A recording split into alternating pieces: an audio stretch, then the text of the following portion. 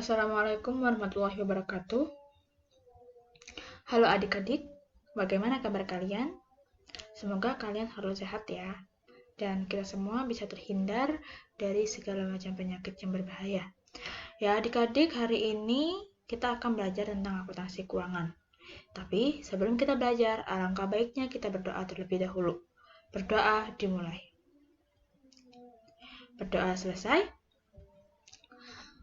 Oke adik-adik, kita hari ini akan mempelajari materi tentang penjualan kredit, penjualan wesel, dan penjualan angsuran. Tujuannya, kalian nanti akan bisa menganalisis pencatatan transaksi penjualan barang secara kredit, wesel, dan penjualan angsuran. Yang kedua, kalian bisa melakukan pencatatan transaksi penjualan barang dagangan secara kredit, wesel, dan penjualan angsuran. Ya, penjualan itu merupakan suatu cara untuk menyampaikan produk ke pembeli dengan cara mempengaruhi pembeli agar bersedia untuk membeli produk yang ditawarkan dengan tujuan untuk mendapatkan laba. Di sini, jenis penjualan itu ada penjualan tunai, ada penjualan kredit, ada penjualan wesel, dan ada penjualan angsuran. Di mana jenis ini merupakan metode dari pihak penjual untuk mencari pembeli dan menemukan pembeli sehingga pihak penjual bisa mendapatkan laba yang besar. Nah, biasanya si penjual itu menentukan syarat pembayaran kepada pembeli atas penjualan barang dagangannya. Di mana syarat tersebut kita biasanya akuntansi itu menyebutnya dengan termin penjualan. Termin penjualan yang pertama adalah COD, artinya termin yang digunakan untuk penjualan tunai. Di sini, kalau penjualan tunai berarti si penjual menerima kas langsung dari pembeli atas penjualannya, penjualan barang dagangannya. Itu namanya COD. Kemudian ada prepaid. Prepaid itu termin yang digunakan untuk penjualan dengan adanya uang muka. Jadi seperti contoh, misalkan kalian melakukan transaksi jual online. Jadi kita bayar dulu kan, pihak pembeli itu bayar dulu kan atas pembelian barang dagangannya kan dari pihak penjual. Itu namanya uang muka. Kemudian yang ketiga adalah in a given on the day. Itu diberikan untuk penjualan kredit. Sebagai contoh 2/10 N/30. Nanti kita bahas apa yang dimaksud dengan 2/10 N/30. Kemudian ada on day demand, artinya pembayaran pada 1 bulan yang sama. Jadi misalkan kita melakukan penjualan, si pihak penjual melakukan penjualan pada hari Sabtu di bulan Januari, maka dia akan mendapatkan pembayaran atas penjualan kreditnya dari pembeli juga pada hari Sabtu pada bulan Januari, artinya pada minggu selanjutnya setelah transaksi penjualan. Kemudian ada off day after EIO, yang artinya pembayaran dilakukan di hari setelah akhir bulan. Jadi penjualannya tadi kan pada bulan Januari pada awal bulan tanggal 1. Maka si penjual akan mendapatkan pembayaran dari transaksi penjualan kreditnya pada 1 hari setelah akhir bulan, yaitu pada awal bulan Februari. Kemudian day of month after EIO, artinya pembayaran dilakukan pada hari sebulan setelah akhir bulan. Tadi dicontohkan pada 1 Januari terjadi penjualan, maka pembayarannya adalah bulan selanjutnya, yaitu bulan Februari, tetapi di akhir bulan. Berarti tanggal 28 Februari dia akan mendapatkan pembayaran atas penjualan kredit dari pembeli. Ini sebagai contoh ada penjualan secara tunai. Di sini diceritakan Sony Electronic menjual barang dagangan berupa kamera pada PT Kejora sebesar 15 juta dengan harga pokok pembelian 10 juta. Maka jurnal yang harus kita catat yang pertama, karena ini merupakan penjualan tunai, si penjual yakni PT Sony ini langsung mendapatkan kas. Maka kas kita catat di sisi debit. Kemudian karena ini transaksi penjualan, maka kita akui sebagai penjualan barang dagangan sebesar 15 juta di sisi kredit. Lalu apabila penjualan itu menggunakan sistem perpaktual, maka harus juga memperhitungkan HPP atau harga pokok pembelian. Maka jurnalnya kita catat HPP 10 juta dan persediaannya di kredit 10 juta. Kenapa persediaannya di kredit?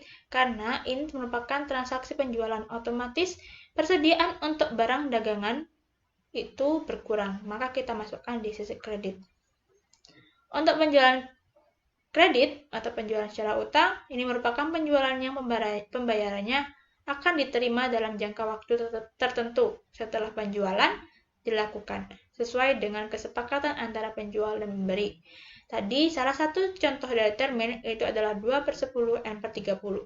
2 itu adalah harinya. Kemudian 10 itu adalah potongannya, potongan yang akan diberikan pada pembeli jika pembeli itu melunasi pembayarannya dengan jangka waktu 2 hari. Seperti itu. Jadi 10%, potongan 10%, Ibu ulang ya, akan diberikan kepada pihak pembeli apabila dia melakukan pembayarannya itu dalam jangka waktu 2 hari setelah transaksi penjualan. Dan N/30 ini merupakan batas waktu pembayaran. Di sini PT Sony Elektronik menjual barang dagangan berupa kamera pada PT Kejora sebesar 15 juta dengan syarat 2/10 N/30. Kalau misalkan sudah muncul syarat seperti ini, berarti ini tandanya penjualan secara kredit, menjual kamera. Maka, yang diakui yang pertama pencatatannya adalah piutang dagang.